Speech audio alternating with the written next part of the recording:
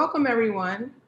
I'm Mary Enoch Elizabeth Baxter, and this is Chosen Family, a series of artist talks centered on how community is formed and nurtured in the face of state-imposed separation, and the ways in which artistic practice is developed and strengthened during the process.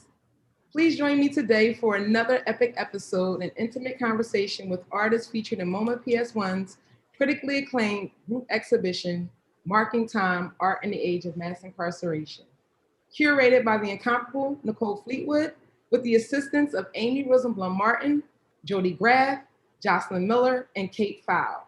If you haven't already, please purchase the book that accompanies this historic exhibit.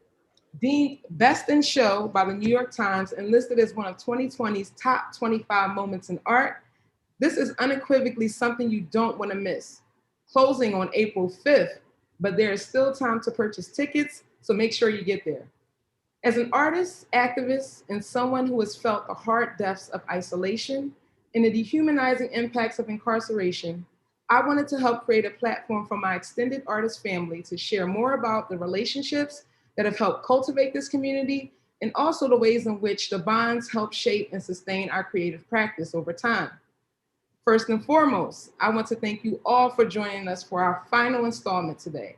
As promised, we have something extremely special planned. For this episode of Chosen Family, we will be highlighting the work of currently incarcerated artists: Conor Broderick, Brian Hindson, William B. Livingston III, Mark Loughney, Cedar Mortenson, Jesse Osmun, James Sepesi, Todd Hyung-Rae Tarselli, and Jerome Washington. I felt it was not only necessary, but critical to this exhibition's mission to showcase artists who created incredible works while under the guises of confinement. Not only have these artists contributed to the immense success of Marking Time, but they have also helped to pioneer a new way of looking at art and understanding of aesthetics. So today we honor them and have also invited several of their friends, mentors, and advocates to join us for this much needed dialogue. Just a friendly reminder to our audience, if you have any questions for any of the panelists, please direct them to the chat, and we'll reserve 10 to 15 minutes to answer you all towards the end. If you're streaming via the MoMA page, please click the live stream YouTube link embedded on that page to gain access to the chat via YouTube. So with no further ado, I want to introduce today's guests and share a little bit more about them before we begin our conversation. First, we have Etta, etc. Etta is a bridge builder, mediator, community organizer, and artist who is deeply committed to transformative and racial justice. Etta co-founded Let's Get Free, the Women and Trans Prisoner Defense Committee, and What's Up, a solidarity study and action group for white designated people working towards racial justice. Etta has been working on as an on-call medical advocate at Pittsburgh Action Against Rape since the spring of 2019 and has worked with people in prison for the last 2 decades. She has been known to sling a hot glue gun with great dexterity and has been whispered to be a sultan of spreadsheets. Taurus Sun, Cancer Moon, Virgo Rising, active terrorist. Next, Wendy Jason. Wendy is the founding director of Justice Arts Coalition. Through the sharing of stories and resources, and by using the arts as a bridge between people inside and outside of prison, JAC unites teaching artists, artist advocates, and currently and formerly incarcerated artists and allies, harnessing the transformative power of the arts to reimagine justice. Wendy combines her background in restorative practices, mental health, and education with her passion for the arts to foster vibrant, inclusive, and nurturing communities that model and promote inclusion and equity. She has a BA in sociology from Eastern Connecticut State University, studied transformative language arts at Goddard College, and completed her MA in coexistence and conflict through Brandeis University Allen B. SIFCA program in intercommunal coexistence. Her research focused on the intersections of the arts and peace building and culminated in a thesis based on a year spent facilitating creative writing and peace education groups within the county jail. Wendy has taught courses on social justice and conflict transformation in Georgetown University's program on justice and peace, researched and reported on issues related to restorative justice in the arts for change.org, and served as a manager of the Prison Art Coalition website for 9 years. Last but not least, Treacy Ziegler. Treacy is a visual artist represented by galleries in Canada and the United States. She is the recipient of 2 Puffin Foundation Awards of Art for Art and Social Justice, the Constant Saltonstall 3 Community Art Partnership grants, New Hampshire's Percent Grant for the Arts, and other awards. She is the volunteer art director for Prisoner Express and has taught art in prisons for the past 12 years. She has had a solo exhibitions at museums including the Herbert F. Johnson Museum of Cornell University in Ithaca, Arnott Art Museum in Elmira, New York, Morris Graves Museum of Art in Eureka, California, and the Massillon Museum, Massillon, Ohio. Currently, Ziegler has a solo exhibition of animal sculptures at the Erie Art Museum in Erie, Pennsylvania, entitled Under a Concrete Sky, on view until August 8th, 2021. Ziegler received the Certificate of Fine Arts from the Pennsylvania Academy of Fine Art in Philadelphia, PA. Prior to studying at PAFA, Ziegler received the MSW from the University of Pennsylvania and a BS in Community Mental Health from Drexel University in Pennsylvania. Wow. Thank you so much, all of you, for coming today and helping to, shed some light on the artists that are currently incarcerated and helping, to give them some voice. Etta, et cetera, can you begin your presentation on Todd's work? Sure. Thank you. Sure. Can you hear me? Am I coming in? Cool. Thank you, Mary, and I'm so excited and honored to be here with everyone, and I'm just so excited to share TR with everyone. So I call him TR. His whole name is Todd Hyung-Rae Tarselli, and I'm going to share my screen with you, and I have a little presentation, and Mary is going to be in and out of the presentation reading some excerpts from a little interview we did with TR. So here I go. Let's hope for technology goddesses to support our experience here. I'm just going to make this full screen.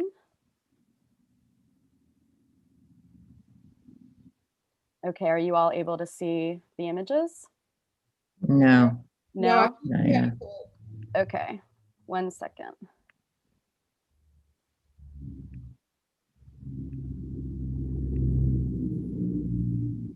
Yes, this is fine. Okay, great. Thanks. Thank you. Okay. So this is some photographs of TR. This is TR. TR is from Korea, and he was adopted. And this is a really huge part of his story, of course. So this is a self-portrait that he did in about 2004. We've been friends for this is our 20-year anniversary of being friends. I just realized today. Oops. Let's see. My computer is being a little slow. And then fast. Okay, here's an old photo of us in the visiting room. But yeah, I wanted you to see like an actual photo of him. And I'm just gonna talk about him a little bit with his self-portrait on. So TR has a life sentence. We call that death by incarceration in Pennsylvania. And a lot of the work that Let's Get Free does is to try to abolish the sentence of life without parole. And the art gallery, we use art as an organizing tool. And TR has been an instrumental force in that with us in collaboration, pretty much for our whole friendship. But the thing about TR is that because when you're born in Korea, you're actually born at the age of 1. And so when he was adopted and brought to the United States, the age is different. So he's technically, and his crime happened when he was the age of 18, or when he was the age of 18 according to the United States, and when he was the age of 17 according to Korea. So a lot of his story and what he's been active on has been trying to get the United States and the state of Pennsylvania to recognize that he was indeed a youth, a teenager, someone who was 17 years old at the time of his crime, in which he would have access to, you know, relief that a lot of people sentenced as juveniles are receiving. That is just a long story that I just wanted to bring up. So this is a cartoon from 2004. So TR was in solitary confinement for about 10 years, and we'll touch on that soon. But when I first met him, he was doing this comic called Glee Club, and he has like hundreds and hundreds of this strip. And they're really political and they're funny. And just wanted to show you a couple of them. The quality isn't that great, but they are pretty astute. Can you guys read that? Or is Yes. it too blurry? Okay. Yeah. Pretty astute commentary coming from SCI Green, where TR was in the hole for a long time.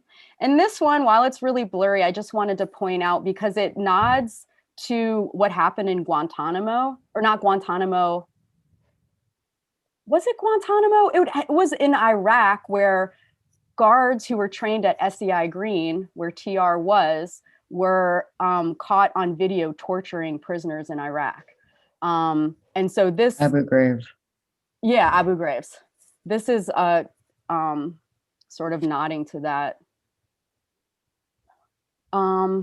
Okay, so one of the first projects that I really started to get to know TR on was this project called the Prison Poster Project. And it was a collective of 5 artists on the outside working with about 80 different incarcerated artists. And TR was one of our advisors on that project. And essentially what we were trying to do was like illustrate the history and the struggles of mass incarceration, guided by people who are incarcerated and illustrated by incarcerated artists. So that project proved to be way too ambitious, and it never really came to the final goals that we had wanted. But this is one of the images from that project where talking about this is like the bottom of a slave ship, and the people, you know, nodding to that image that was passed around of people shackled in the bottom of a slave ship, and connecting that to solitary, the modern use of solitary confinement. Mary, would you share what TR said about solitary? Yes, so TR writes, I learned to do art in prison. I spent 10 and a half years in solitary confinement in the Supermax prison after a failed escape attempt. And this is where I learned to draw. Solitary confinement, and especially long-term solitary confinement, is a form of punishment designed to break the will and soul of a person. It is a slow process of stripping away a person's humanity until they are willing to conform to prison culture. Prisons cannot operate if prisoners retain a sense of self, capable of thinking and realizing their own humanity.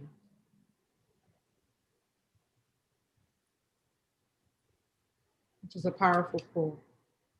Yeah. So these are some portraits that TR did. These are photocopies. They're actually full color paintings, but he mailed me photocopies. And actually the lamp is behind me. I don't know if you can really see it because it's backlit, but we call this lamp Leading with Light, and it's all portraits of political prisoners. Russell Maroon Shoatz was in that last shot. Here we have Assata Shakur, Marilyn Buck. Malcolm X. And we had one whole art show where we used letters from people in prison and reimagined them. Here's another portrait.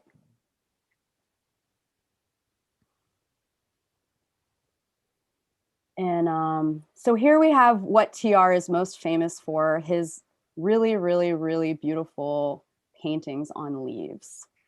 And Mary, I'm gonna just scroll through and you can share TR's writings about what he says about the leaves. So yeah, I believe this is an excellent example of how folks who are in confinement find creative ways to repurpose materials, having limited access. So in regards to painting on leaves, TR writes, I am most often asked why I paint on leaves. My answer is simple. I like the fact that they were once free in the real world before blowing over the prison walls. Prisons are unnatural places, desperate places, made of concrete and steel, the antithesis of nature. The leaves represent a balance and freedom to me that every prisoner understands.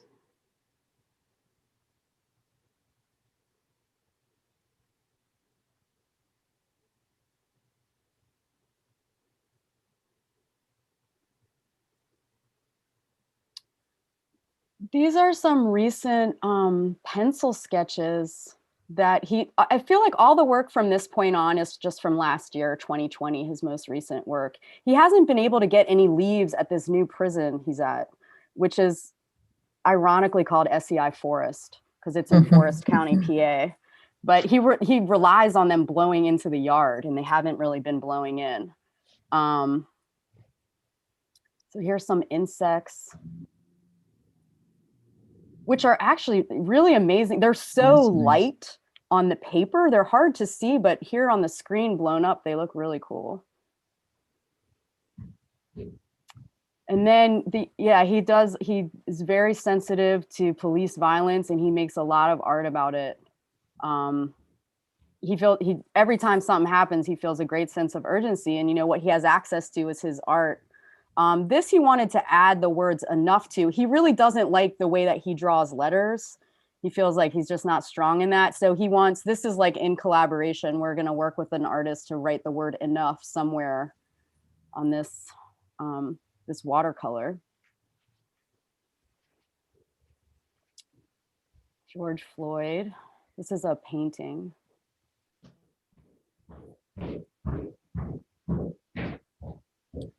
And then he's really just recently got into pastels. I couldn't believe when he sent me this. And he always acts like it's nothing. Oh, I just, wanted to share some pieces with you. Just unbelievably gorgeous. This is also another remarkable piece. This piece was made with instant coffee.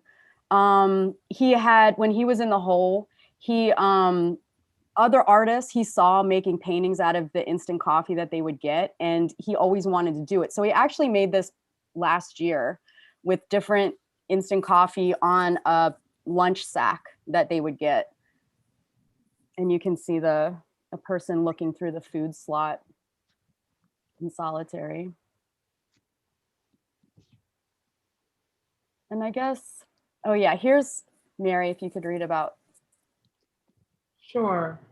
In relation to this piece, Todd, he writes, once I was released from the hole, I was able to use different art mediums. I especially enjoy painting and using pastels. They just seem to work well with my hands.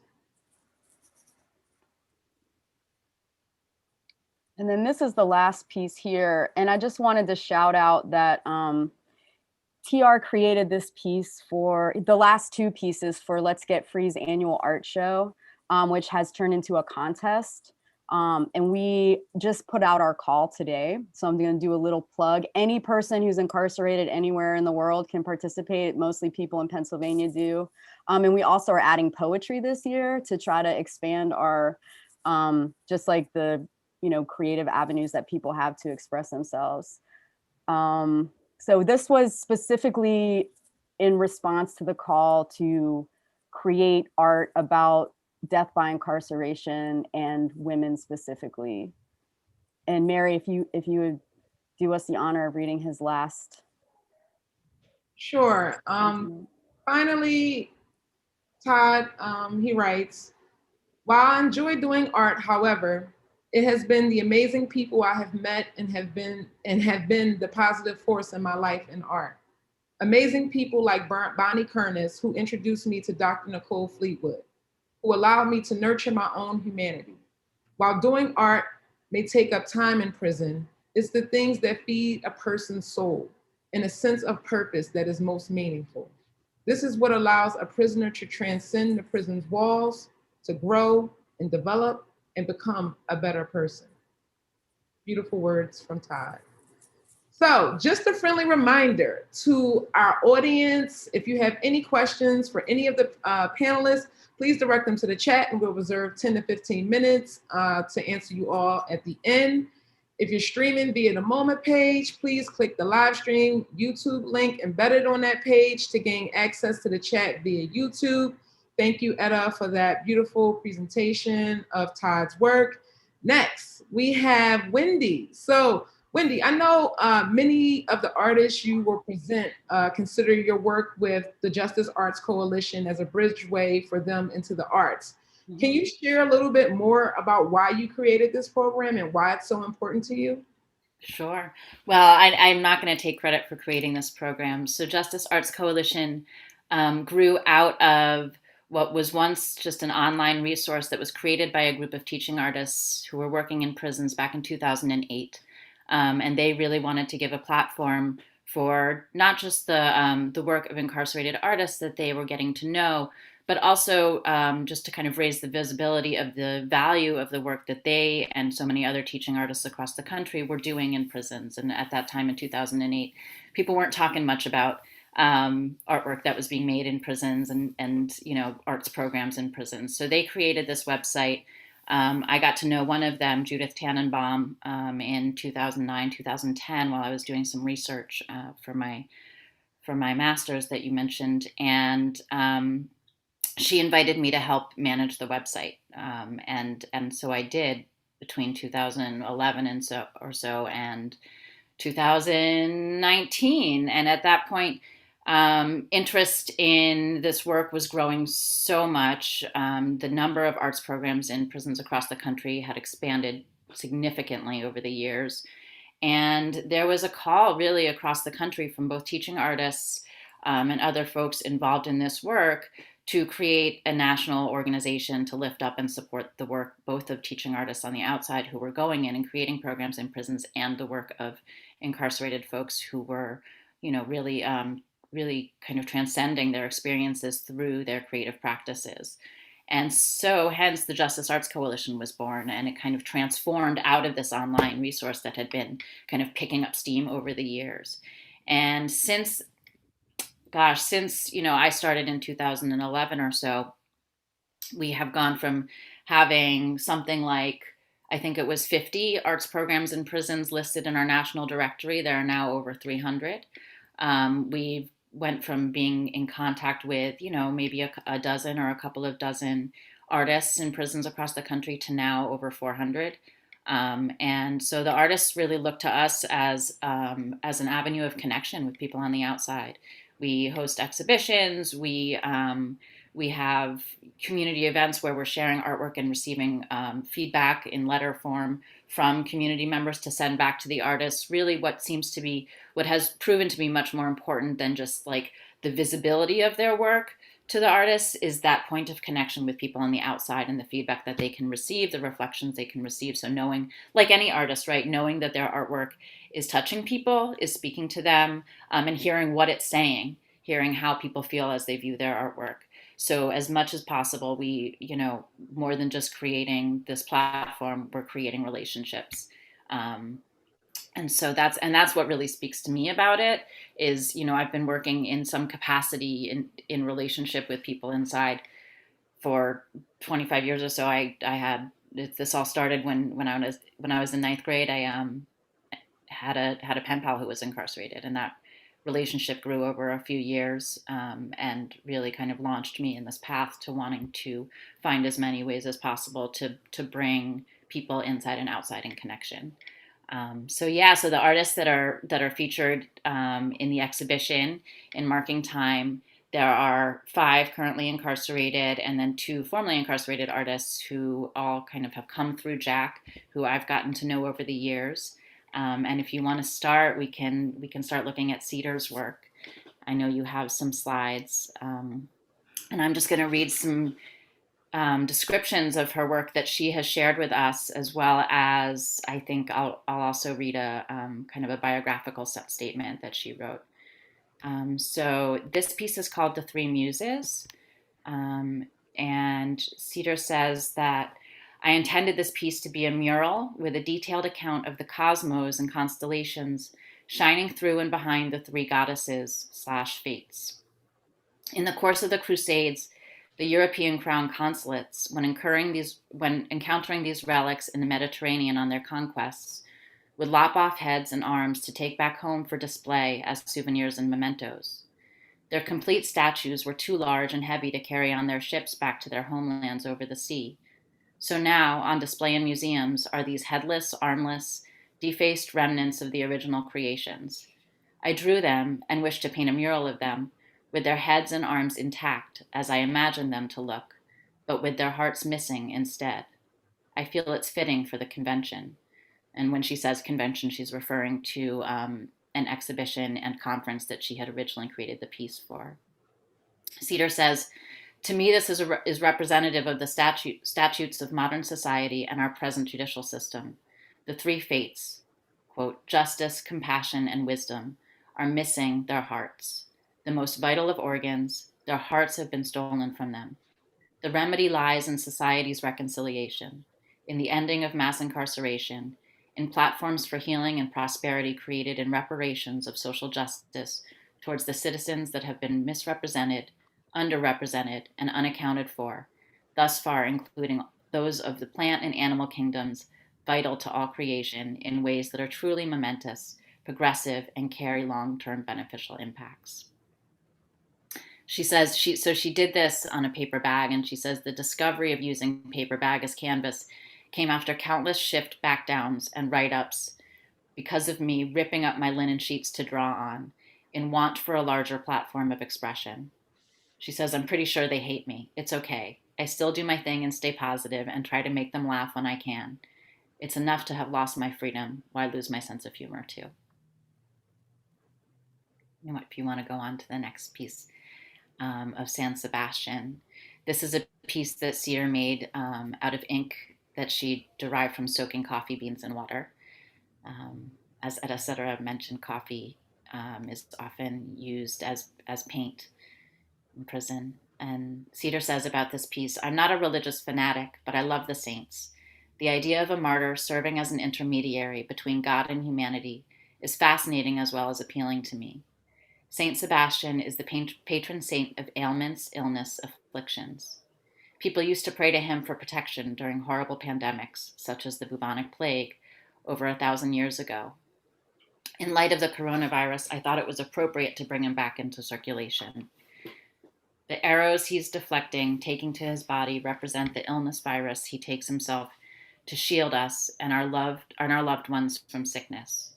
He stands on a precipice surrounded by a city and mountains which represent the populace of the earth surrounding him. It's very special to me, she says. I've been so worried about my loved ones, my mom, godmother, my family on reservations that are being disproportionately affected by COVID right now. My mother is Shoshone, Nez Perce, French Canadian. My dad was a Chechen Kurd from eastern Georgia, Azerbaijan. I've spent half my life in the US, Canada, Indian reservations, and overseas with my dad's people, who are Shia Muslims. I observe halal Islamic traditions, but I love the saints and also honor my Native American heritage and connection to the earth, the animals and plants which I love and hold sacred. I want to go on to the next. Cedar's portraits of Khalil Gibran and Arundhati Roy. And this is called Back to Life. Cedar says, the person in the drawing is me. I am in black and white, representative of the butterfly in the glass. The lion is my spirit, escaping on leaving the confines of a cage, a cellar prison where I currently am, into her natural habitat, vibrant in life and color. I love being outside. I love the animals, the trees, the wind, the water being locked. The water. Being locked in a cement building in a cell is the most unnatural habitat imaginable for someone like me. I wish to convey that by contrasting the white versus color, confinement versus freedom, solitude, bleakness to hope and vitality. I feel like my spirit is a lion because of the trials I face and am facing in my life. I must be strong, and I will exit this place stronger, more vibrant and alive than ever before, not broken and disheartened. I wish to remain beautiful and free and out no matter where I am. And we can go to the last. We don't have another one. That's right. Was there one? No. Okay. And if I have time, I can just read.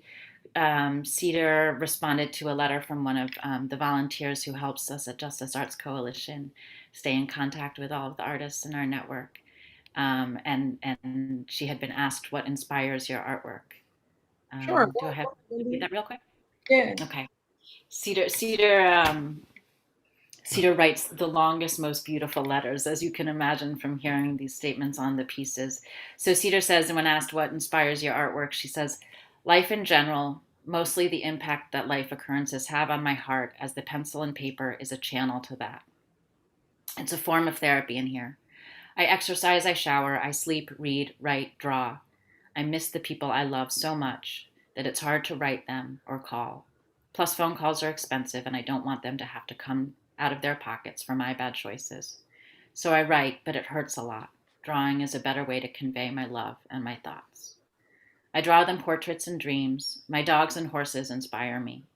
I'm a naturalist, an activist, chef, poet, freestyle cage fighter, an outdoors person among being an armed robber, apparently. I go to sleep every night looking at photos of my dogs. We have a pack. I'm the leader. We need to be together. My brother is looking out for them, but he doesn't love them like I do. He doesn't embrace them and squeeze their fuzzy faces against his own and kiss the top of their heads and sing them songs. They each have their own song, and they get so happy when you sing to them. There was a sailor named Blue. She sailed across the whole Atlantic Ocean. So begins Blue's songs. Blue and Pepper are sisters. Rocco, Doodle, Midnight, and Amos are Pepper's sons. Midnight has gone missing since I've been incarcerated. I also have horses. This is my family. I'm responsible for taking care of them. I enter art competitions with hopes of placing to win cash awards to send to my mom to buy dog food and hay, and my motives are accelerated now with winter here. This is my main challenge as an incarcerated artist, trying to find ways to support my furry family and my family too. When I'm free, I'll always help my mom with wood for the winter and hay and bring her groceries. She lives on a rural reservation with her husband and is elderly. Giving time to the elderly is really important. It's a challenge finding a continuum to remain proactive about environmental issues. The jail gives us our food in styrofoam containers. I retail biodegradable, compostable products and packaging for 5 FDA-approved U.S. companies and can offer them a more cost-efficient and completely biodegradable alternative. But of course, as an inmate, they won't use the resources I offer. Persistence can crack an egg, though it's a challenge to find the most direct outlets for writing and drawing proactive issues, work materials, and I feel may have the most influential impact. How do I reach people with my art and writing from where I am? I'm grateful to Justice Arts Coalition for the opportunities they provide to do so. I believe this coalition will grow and prosper in its ability to reach more and more people over the course of time. It's a challenge as an artist and muralist to be limited to 8 by 12 paper with colored pencils, pen, ink that are 3 inches long and grow shorter with use because apparently they can be used as weapons if they're longer than 3 inches. I recently discovered the white paper lunch sacks. When carefully deconstructed from about an 18 by 12 inch platform to create on, and can easily fold back up to fit in a regular business size envelope. I could go on to list more challenges, but in all honesty, the blessings are great. Thank God I have an imagination, a sense of humor, the ability to create, and the tools that are accessible and approved to create what I can. God is good to me. I'm humble and grateful. Where I'm at is no one's fault but my own. It is enough that our time with our loved one is taken from us in penalty. Our voices and heart's expression should have a continuum always. This is the essence of life, and no one should be allowed to take that from any individual under any circumstance. Thank you so much for providing an outlet for this. It's rewarding to me to have this form of expression, correspondence, and communication. Cedar. I really enjoyed her writing. Yeah. It's equally as beautiful as her art. So next we'll be moving on to artist Conor Broderick, which is another artist inside of the Justice Artists Coalition. So Conor and I have been in touch for, I want to say 4 years. I think it's going on 4 years now. I was connected to Conor through his aunt, Rebecca, who has been a champion of him and his artwork over the years. Conor is a phenomenal artist, watercolorist, works in pastel, works in pencil, works in pen, works in whatever he can get his hands on. If I could take you on a tour of my apartment, it's kind of an ode to Conor, Conor Gallery. He and I became close friends, and he's shared an incredible amount of work with me and with Justice Arts Coalition over the years. I've also been so fortunate to develop close relationships with much of his family. That's another part of what we do at Jack. We connect with folks' families, stay in contact with them, support them in whatever ways that we can. So yeah, let's look at some of Conor's work.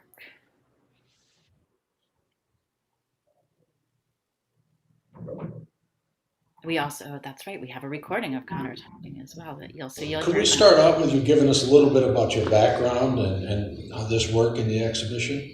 Right, so I'm 37 years old, from the West Coast in a small island community town that's north of Seattle. I am in the Federal Bureau of Prisons system. I've been in for roughly 9 years. I was a little artistic on the street, but not a practicing person at all. And really, I came into my own while I had to do a large stint in solitary confinement on the West Coast. And that's kind of where everything began. Interesting. You talk about your exhibit and you talk about learning to do this art as you're locked up in a different facility called the SHU. Can you talk about that? Yeah, so I don't think this is a unique story in myself, but I really like telling it because a lot of other people have to go through the same thing in solitary confinement or the SHU. You'll go crazy if you don't keep yourself busy. Some people choose to read, others choose to hang around and sip coffee, but in my case, I like to use the coffee to paint pictures. I started just experimenting and problem solving. Eventually I made paintbrushes out of hair, out of cloth, and I basically invented my own watercolor, and I saw how much joy it was bringing my family when I would send these pieces out. You talked earlier about using it as a coping mechanism. Can you expand on that a little bit? Yeah, I don't think I'm the best at communicating my true emotions when it comes to personal relationships or just even thoughts. And the art has helped me kind of establish myself to see, where I'm coming from and where I'm going. That also made impression on my family as well. And this sort of coming to bear helped me see a future for myself in many different ways. The piece that you've got in the exhibition is entitled Be Ready for the Drop. Can you talk about that a little bit? This is one of my favorite pieces personally. I know that there are other pieces that I enjoy, that others enjoy, but I was so thankful when I was given the news by my good friend Wendy Jason, the director of the Justice Arts Coalition, that Be Ready for the Drop gained the attention of professional curators at MoMA, for crying out loud. It is a watercolor, which has its roots to my original discovery of painting, that represents what music means to me. There's a general theme that I like to carry about how music influences what we do. Even back when I was in the SHU creating pieces, I was listening to the radio. And in this particular piece, it represents a wasteland that somebody had to cross, myself or whoever. They reached a destination, and to me it looks almost like it was destroyed, a remnant of what a memory once was. And beyond that is that mushroom cloud, but it's pink, it's just unorthodox, it's kind of cool. Is it destruction or creation? You don't know, but you have a sign right there in front of the travelers saying, be ready for the drop, which basically reflects be ready for changes that you're not prepared for. And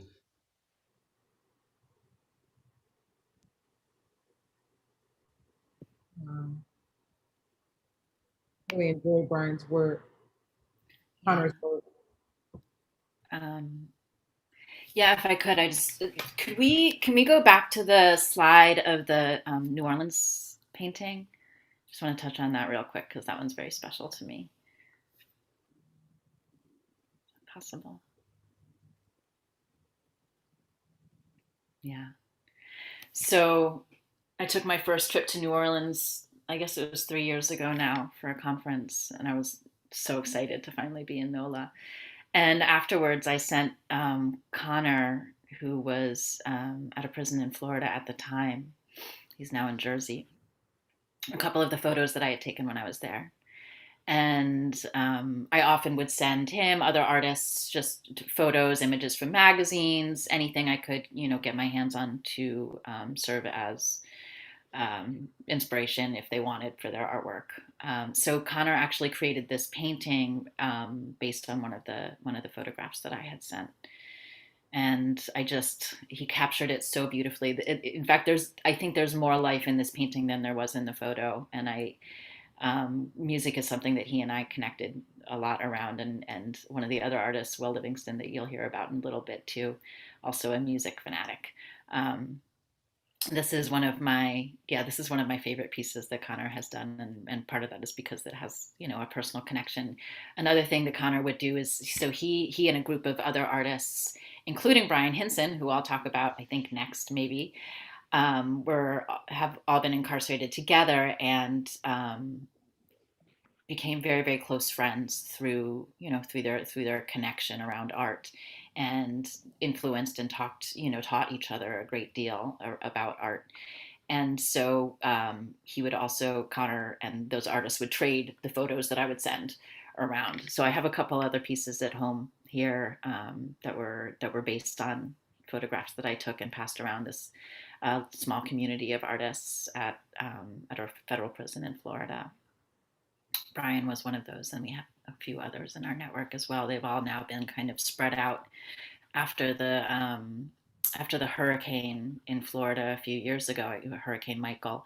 The prison that they were in was hit, and there was a lot of destruction to the prison. They were not, unlike everyone else in the community around them, who were evacuated. The folks inside were not.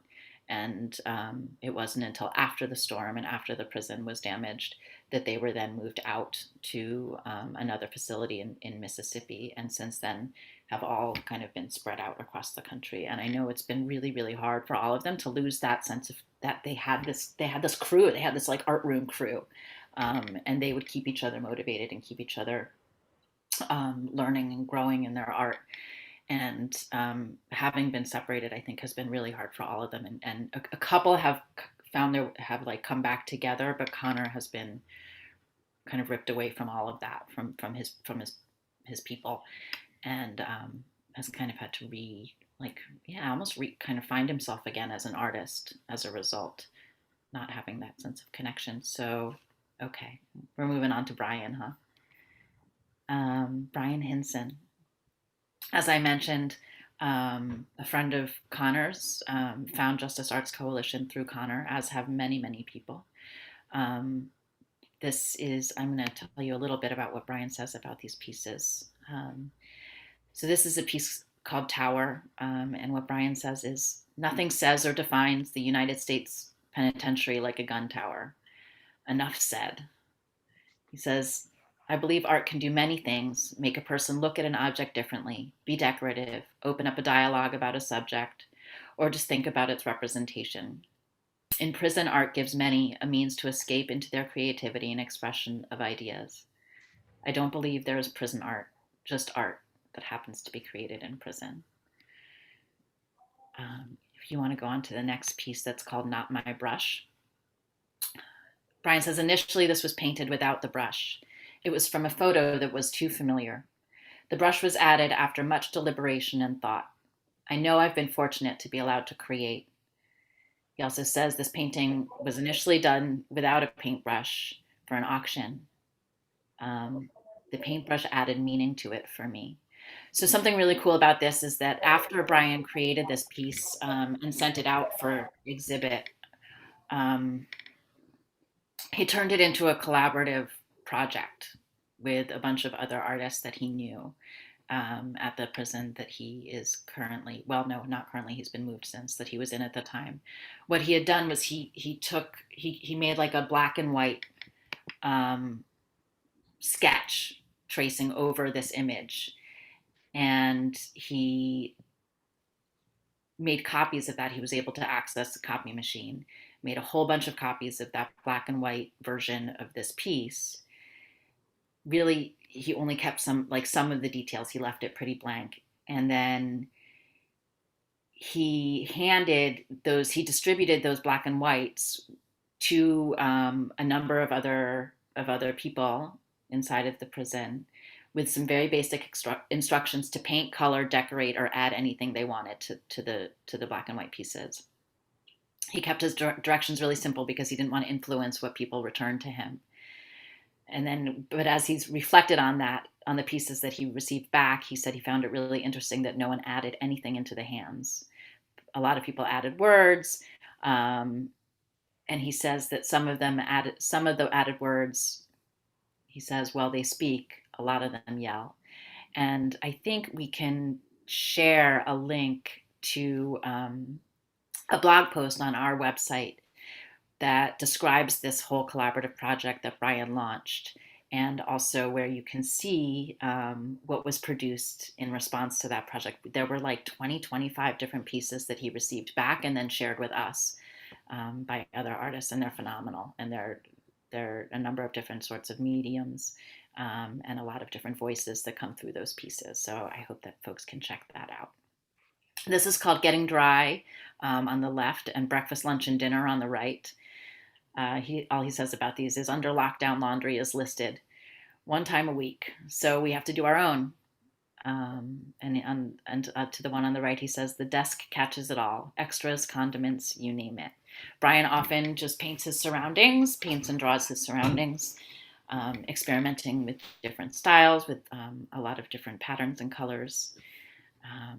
And so these are very recent pieces that were created while the facility was on lockdown as a result of COVID, which, as most of you I'm sure know, has been pretty much the case for the last year plus. This is called Yard View. And this is Pear and Apple, A Still Life.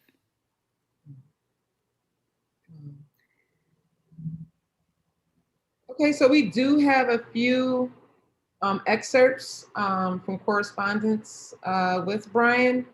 And in response to, what art programs Brian is currently involved in at his facility, he writes, COVID has messed up so many things. I found most staff I come across, if they are in recreation, hobby, or craft, are fairly supportive and helpful. However, even if they want to get things going, classes, etc., their hands are tied by rules. Things with COVID or my situation, Texas snow and the ice storms, has me just hoping for normalcy. I'll be a part of the art program and feel optimistic about the future to be able to create and paint again. In response to what relationships, if any, does Brian consider a positive influence on his art? Brian writes, of course, the Justice Arts Coalition has been so supportive in providing me outlets for me to contribute to my work. I have done work for others, friends and family, of course, and my mother. But frankly, they can only handle so much. And as much as the praise is cherished when others, strangers, appreciate your work, style, message, it seems often like so much more. In response to what Brian's thoughts are on the project, he writes, so much of prison is warehousing of bodies, not about rehabilitation, punishment. I get it. I deserve to be punished. I get it. But there's a point when enough is enough. 5, 10, 15, 20, 30 years. When is enough time served? When is enough punishment? Too many in here are being broken more and not fixed. I hope this project can also show the humanity that can exist in prison. In this project, and expose more about mass incarceration by shedding light into prisons. I hope people can see the person, can feel some of what we feel, can start to comprehend the wrongness of the US prison system. Our country is the best in so many good things, but putting people behind bars shouldn't be a goal, a good thing, or a stat on the DA's belt to brag about. Shed light onto all of the wrongs. Now, I know, Wendy, you have a few more artists to present, but do you mind if we move to Treacy and circle back? Whichever you prefer. I'm happy to keep going, or if you want to loop around, that's great. Either Okay, way. let's invite Treacy in. Treacy, can you share a little bit more about your background as an artist and how you became a teaching artist and how you got involved, with helping incarcerated artists, grow in their art and practice? Well, as you mentioned, I do have a master's degree in social work and an undergraduate degree in community mental health. But I actually left all that, turned my back on it, went to art school, and started being an artist in my studio with the opportunity to exhibit. And in about 2000, and I'm very fortunate to be able to do it. And you can, from my bio, you can see that I did a lot of exhibitions. But about 2008, I come to prison not with the intention of ever becoming part of it, but rather after exhibiting my work, I got really tired of the audience that I was talking to, and the audience of the art world, which it was had two variables that were repeated in every venue I went to, and those two variables were power and money. And I thought the conversation was really getting redundant. And so I thought I wanted to find a new audience to show my art that didn't have the variables of money and power. And it really could have been anybody. It could have been, a group of people without homes. It could have been children, but, children come with parents. So, they were back to money and power. And somewhere along the line, I decided that it was the prison population. And I wrote a letter randomly to prisons throughout the United States asking if I could have an art show in their prison. And I could have used the correct language, because I had been a social worker. So I knew just showing up and saying, hey, can I have an art show in your prison was going to mostly get me rejected, which I did mostly. And I got a chilling letter from the Supermax in Florida. The warden took his time to write back to me to say, not only do the heinous inmates not going to see your artwork, they don't see the light of day. And I thought, oh my gosh, this is something I didn't really understand. But I did have 6 prisons who responded favorably to my request. I showed up with a truckload of art at the prisons. One prison actually took all 50 paintings and they're hanging throughout the prison. But eventually what happens is, people at a prison where your art show is, where your art is showing, ask if I would teach art. So then I started teaching art, which made sense because I wanted to understand what was going on with my art being in the prisons. And then after a while, I was starting to teach about 4 different prisons in different states and traveling and everything. It was just me. So I applied for a fiscal sponsor with the Center for Transformative Action and was accepted. But and my program was called An Open Window, an open window of a solo me.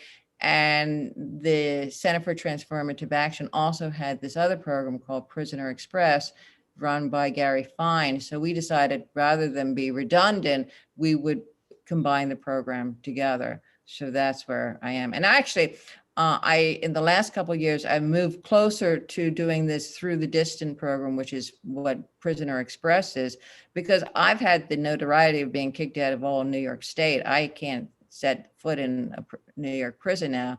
And part of the realization to me was I realized that going into prisons, as much as I love doing that, and I've done it in other states and continuing after New York, was that going into prison, teaching there, I become part of the problem. And so the distant learning program, I don't have the same kind of authority that I have to deal with when I go into prisons. I have a different kind of authority, and so the distant learning program is, we have about 6,000 participants. Anybody in any prison can participate, and we send out free newsletters twice a year.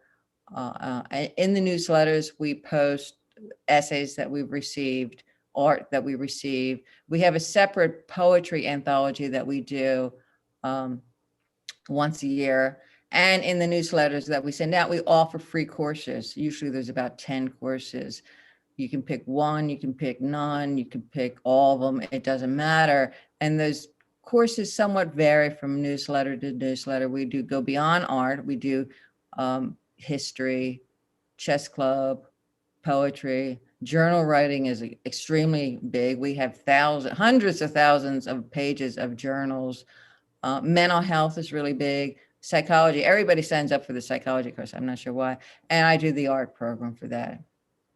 And Jesse Osmun, who I'll talk about, has been participating in the program for about 4 years. Can we keep Jesse's work in? Possibly? Oh yeah, we should see Jesse's work. Amazing. And one of the other things that we do is we do a weekly workshop we're housed on the Cornell University. So we do a weekly workshop. Well, actually we do a lot of different workshops. One day is poetry, the other day is, and we do kind of what Wendy does is to present art to the students and any community member who wants to be part of it. They look at the artwork, they get to feel it, they get to read all the letters, and they write back supportive letters to the incarcerated artists.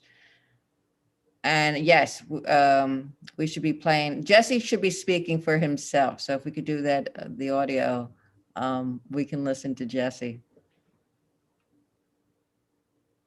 Good. One of the things that I was wondering about in terms of the art, I know from teaching at prisons that I often in a class would say to the class, oh, when you get back to your studios, you can do this. And then, of course, realize my mistake. And then after I did that enough times, I realized, well, one of the really important things is how to change the challenge of changing a cell to a studio. So I was wondering about the space that you create there in order to do your work, to do your artwork. Sure. I have a desk.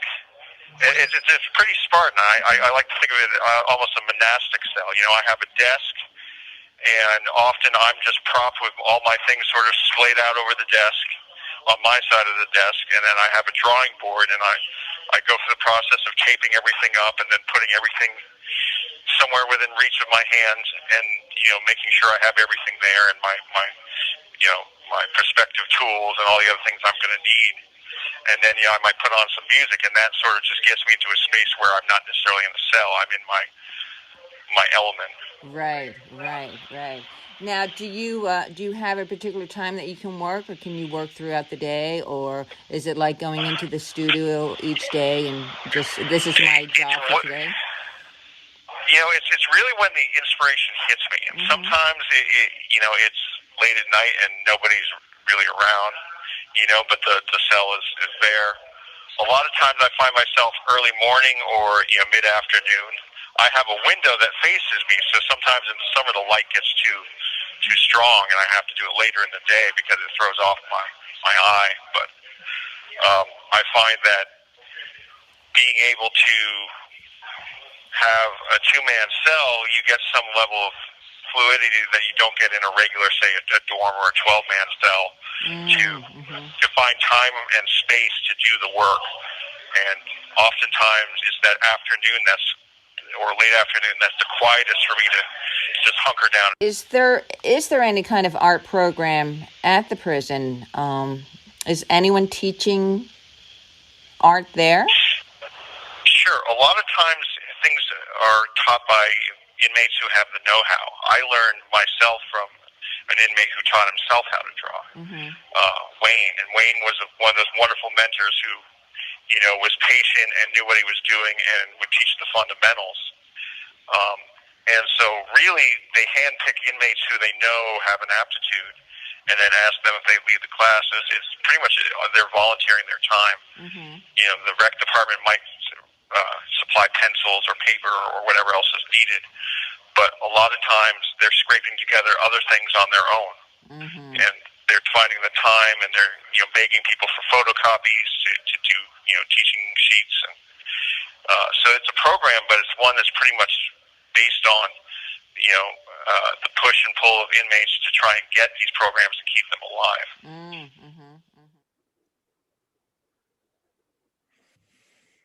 One of the things that I had asked Jesse in that interview was to talk about his portraits, in which he often has the portrait and then another kind of figure, usually an animal, or as you saw, a tree, the owl. You can bring back the pictures of Jesse if you can.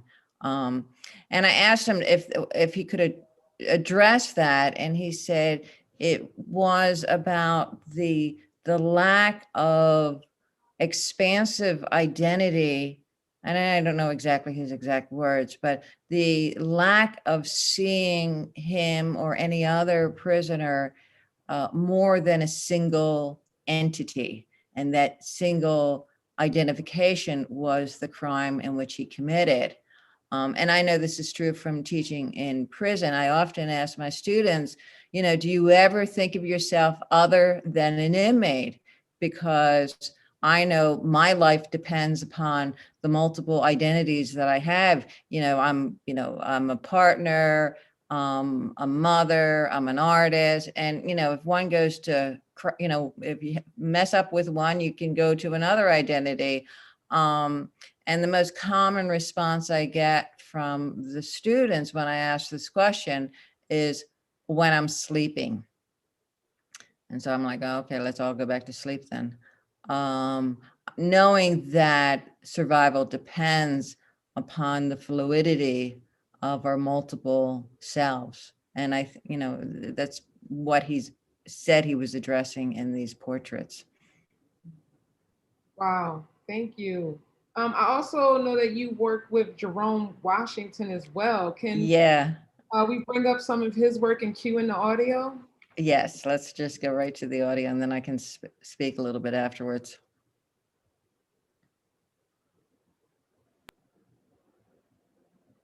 Remember, those two pieces that are in the show are pieces you did a number of years ago.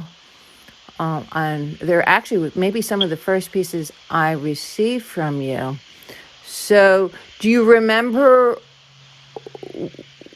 what they represented to you, or what they were? Can you speak to them? The one is a portrait it has a skeleton arm. Yes. Do you remember what sort of inspired you with that piece? Yes, I have a photographic memory. Okay. And yes, I remember what inspired me to draw that piece, as the skeleton is half alive and deaf. So I put both of them together because the death is the evil side and life is the good side. Where when I draw that picture, I seen that everybody have evil and good inside themselves. Where when you face the picture, you would see the death side, so that show evilness, and the good side of heaven and stuff like that is earth, where that shows the goodness of a person is alive and breathing and stuff, and is blessed to be alive. And So I mixed both of them together to come up with a picture of good and evil. Well, it's definitely a very intense drawing. I was really struck by it the first time I ever saw it. One of the things that is important to me, of course, is the space in which you work in. So how do you create a space? And I know that at times you've written to me and, you said, you're in the hole. How do you create a space in order to be creative? I have a good imagination, and as a kid, I always wanted to write and draw for Cartoon Network, so my imagination runs wild every time I put it. A pen on a sheet of paper, I could draw anything and everything that's imaginable, where it's just that everything I draw is never the same. Now, I just wanted to, when you were growing up, were you encouraged to do artwork, or was there anyone who was supportive of you? No, ma'am. Nobody wasn't supportive of me in drawing. They was more supportive of me in playing football, and always say I was going to be a football player when I grew older and stuff. But I was in special ed, and growing up being a special child and having a slow disability and learning and being disabled is a hard burden on your shoulder to burden when you is good at something, it still puts you down. And that's what happened to me. Even though I was great in football and could have been a football player, it brought my self-esteem down of me not having an education or be able to read or write, and that which brought me down. And I never thought I was going to be a drawer, but even though I used to draw in school because I couldn't read or write.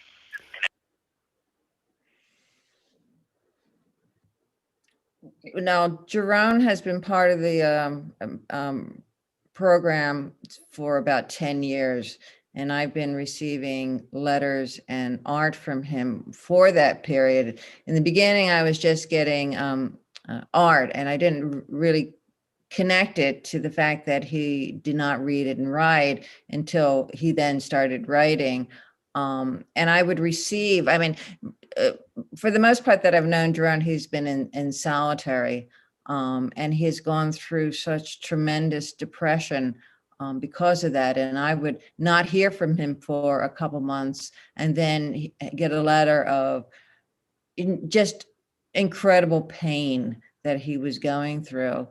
And then somewhere along the line, I started getting letters from him where he was writing the letters. And so in this interview with him, I asked him, what was the point at which you then decided that you were going to learn how to read and write?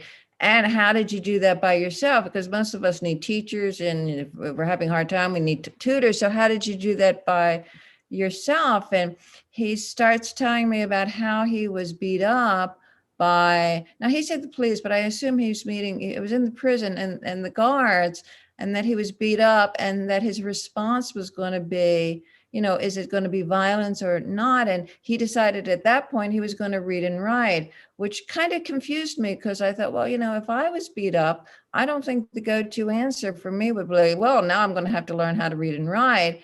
And it took me a while to understand why he decided that. And I'm going to check with him. He's calling me later this afternoon.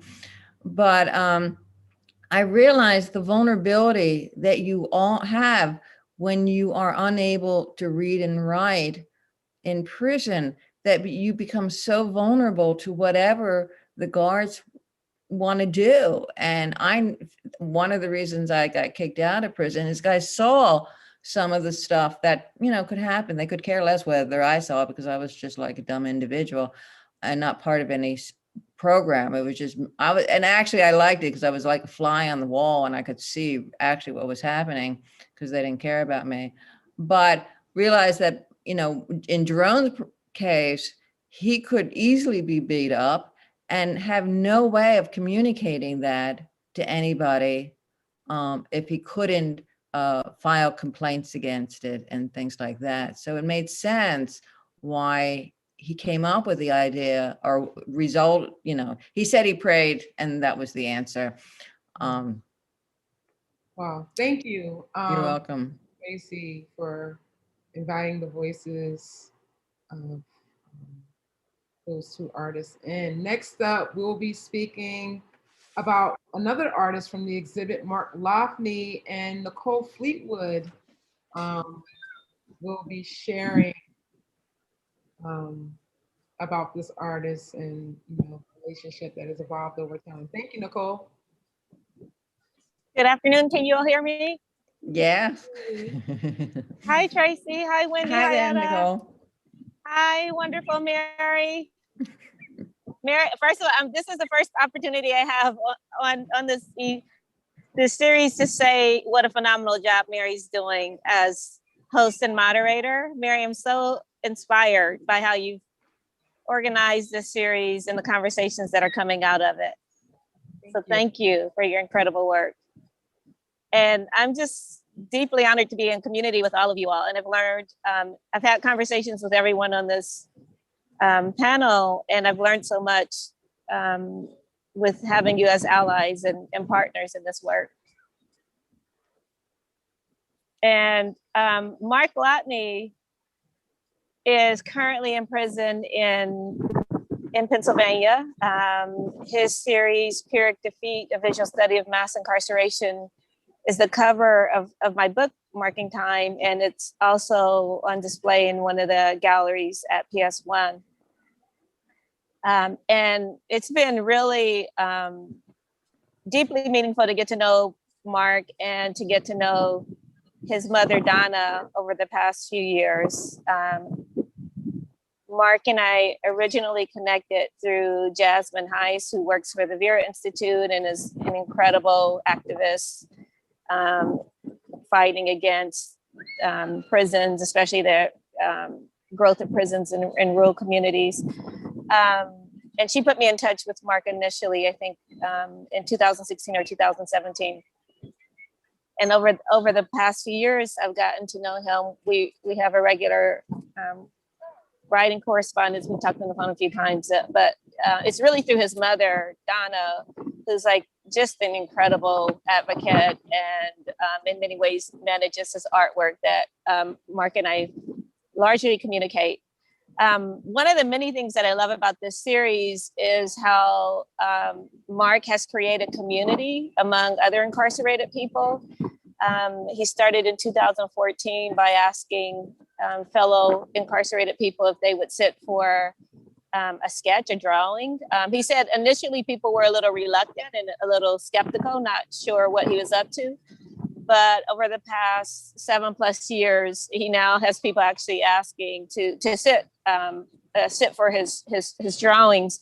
And each sketch is about 20 minutes.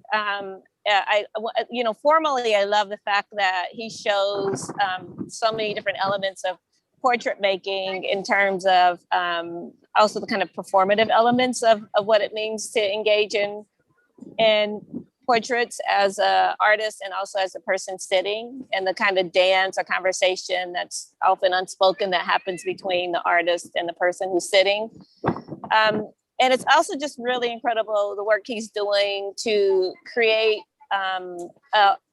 another archive of incarcerated people other than the really punitive criminal indexes that the public is familiar with, mugshots and prison ID cards. I think another thing that's very meaningful about this series is that Mark imagines it as one series, not as individual isolated portraits. He sees himself as really in making the work, also making community. And Mark was one of the first people to read the book Marking Time when it came out. He got an early copy, as did many of the incarcerated artists. They were my first readers. And his letter, I wish I had it in front of me, but what he said is, finally, I'm not alone. I see that there are people across the country doing what I'm doing. that there's a logic to making art when you're spending time in punitive captivity. And just his joy and knowing that there's a community out there, even if he can't see them, he can feel them, and he's looking forward to the day he's released when he can connect in person with many of the artists. Absolutely. So let's hear from Mark himself. I had the pleasure of interviewing him a few days ago. So can we cue up that audio? Mary, I'm going to mute my sound, okay? Just thank you. Thank you, Nicole.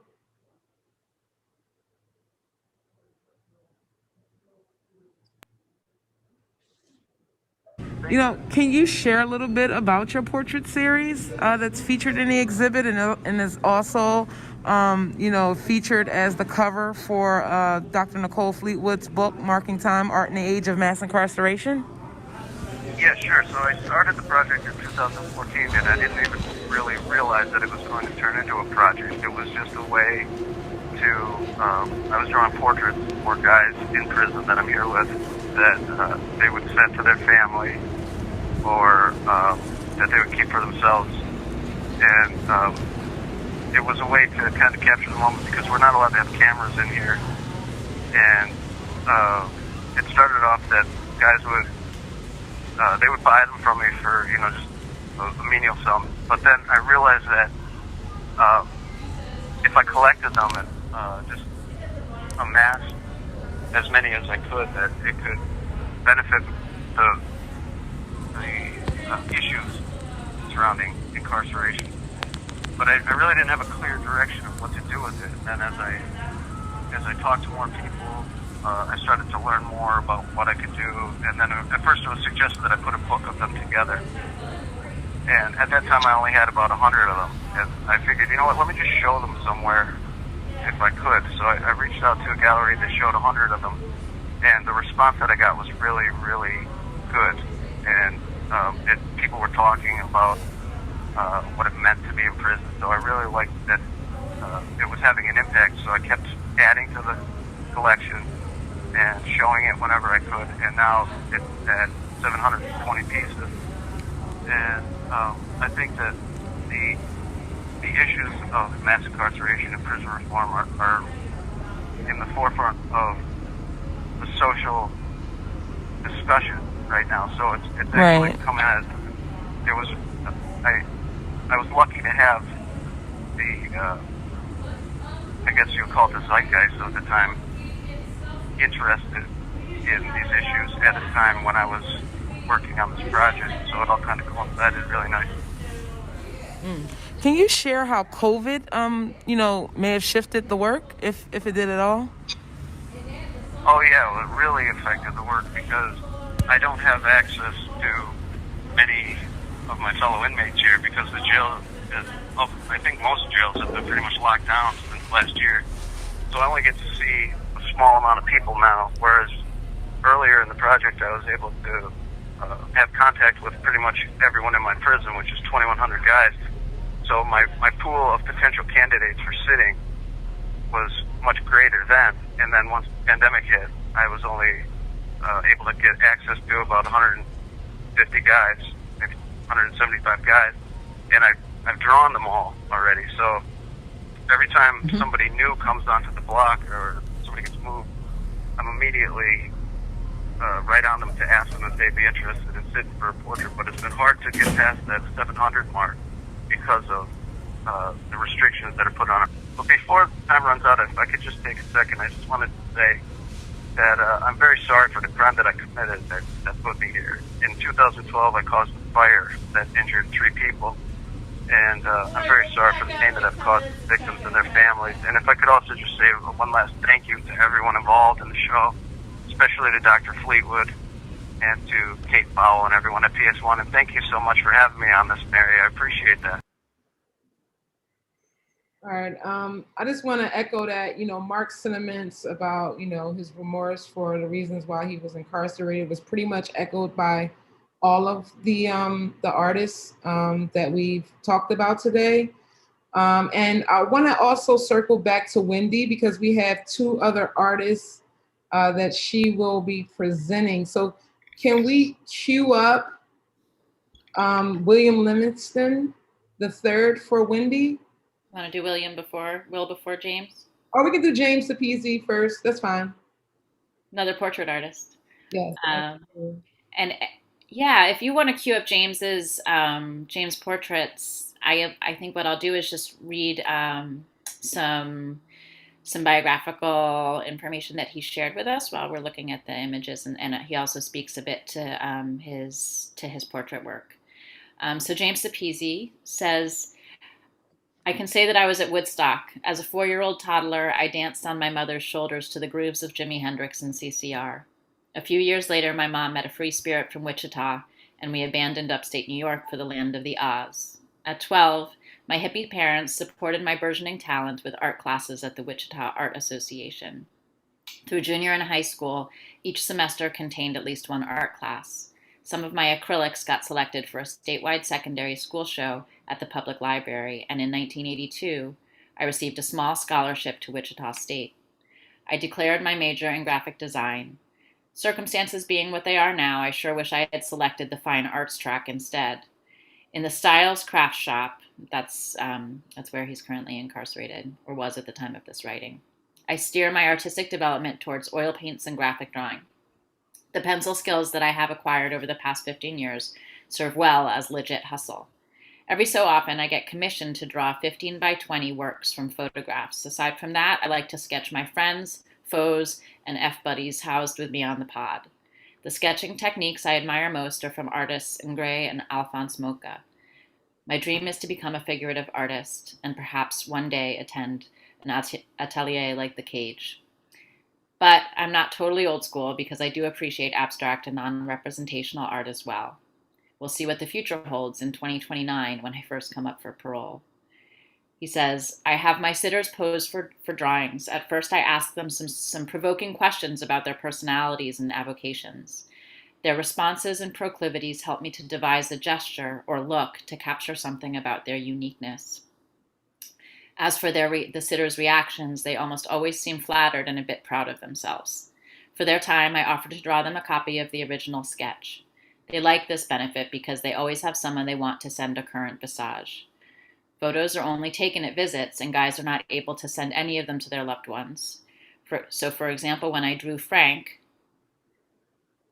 he had not been able to send a photo to his family in 20 years. They had no idea what he currently looked like. It delights me that my sketches can be a blessing to their family members. Wow. James Sepesi. And then, yeah, I know we're running out of time, so let's move on to Will. And I think we have some audio of Will Livingston in conversation with one of our board members at Justice Arts Coalition named Theo that we're going to play as we look at some of Will's work. Where are you from originally? I am from Oklahoma. Whereabouts?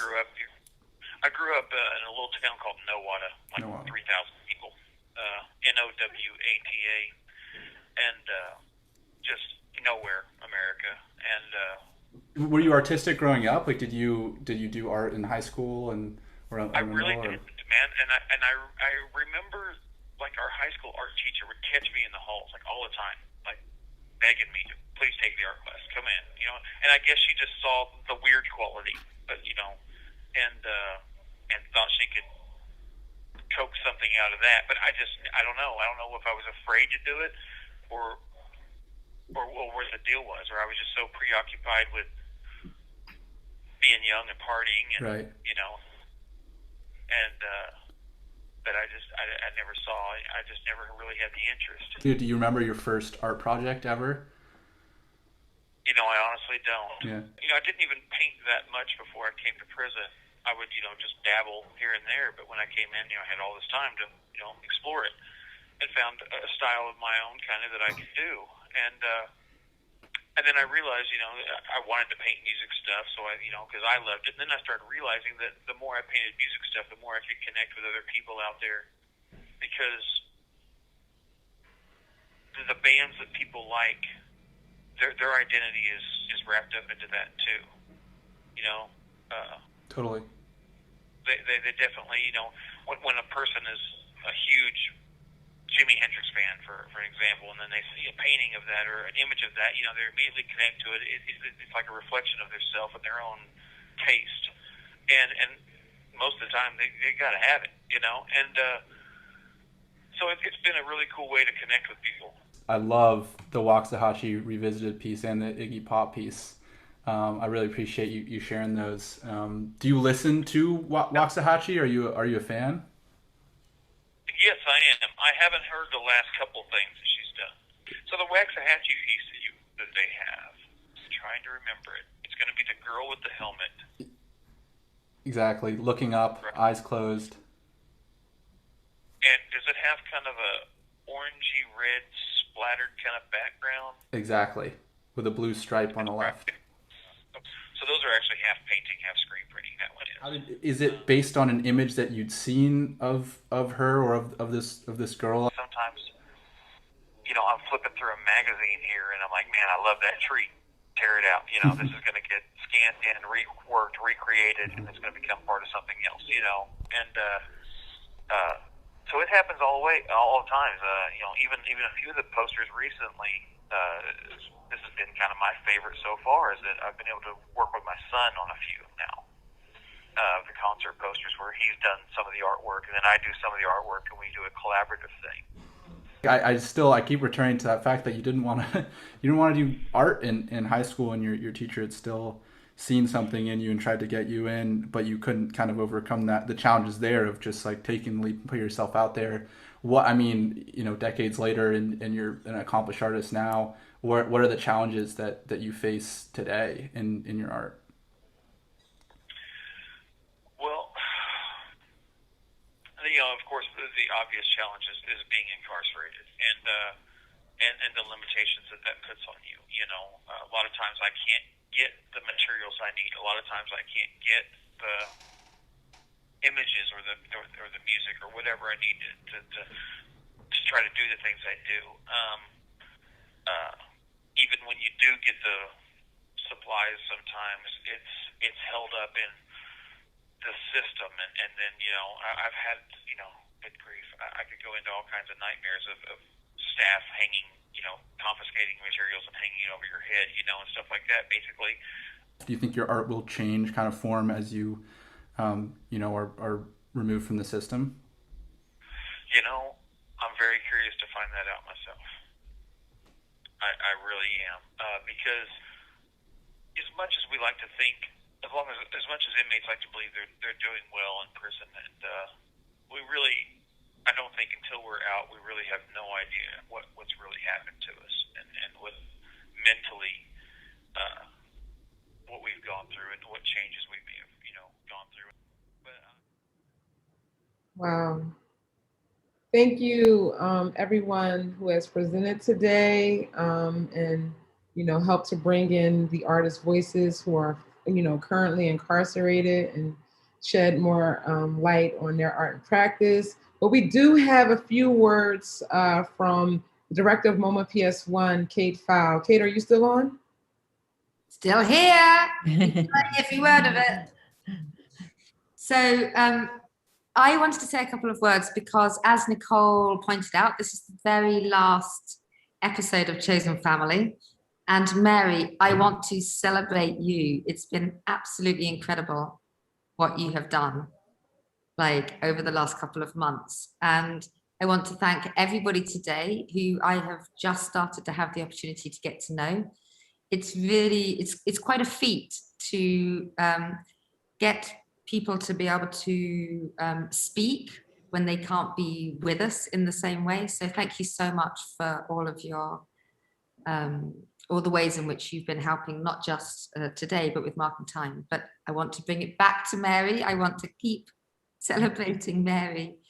And I want to say thank you so much. And I also want to hand it over to Jodie Graff, who has been your partner in crime behind the scenes. She is the person who has been working with you to basically ensure that the conceptualization of each of the conversations and the way that you've been kind of thinking through the various chapters of Chosen Family. So Jodie, would you like to say a few words? Yeah, thank you so much, Kate. And I just want to echo your sentiments and extend such a huge thank you to you, Mary, the one and only Mary Baxter. It's like honestly been a real joy to work with you on this series. And When we first started thinking about the public programs to accompany the show, I think we all knew that we really wanted to bring in the artists' voices, but I don't think any of us could have envisioned it becoming such a dynamic and expansive program, and that's really thanks to you. So thank you so much. And I think your idea of chosen family has really come through in each of these programs in a really important and special way. And I think you've also become part of the PS1 family, and that's been a real pleasure to work with you on this. I also want to shout out Chris Masulo, who's really been on the ground making this all happen behind the scenes. So thank you, Chris. And I think most importantly, thank you to all the artists and participants who have joined us for these talks. And today, I mean, this was, I think, an incredibly special one. So I'm really grateful to you, Etta, Wendy, and Treacy for being here with us, and Nicole, Fleetwood, of course, and to our audience for joining us. So any last words, Mary? No, just, thank you, Moment PS1, Nicole Fleetwood for extending that invitation, and to all of the artists and panelists, the activists, collaborators, teaching artists who really have, made a commitment to invest in those that, society has deemed undesirable in a lot of ways. So, and, especially a shout out to all of the artists who've contributed to this exhibition and who will continue to contribute to this work.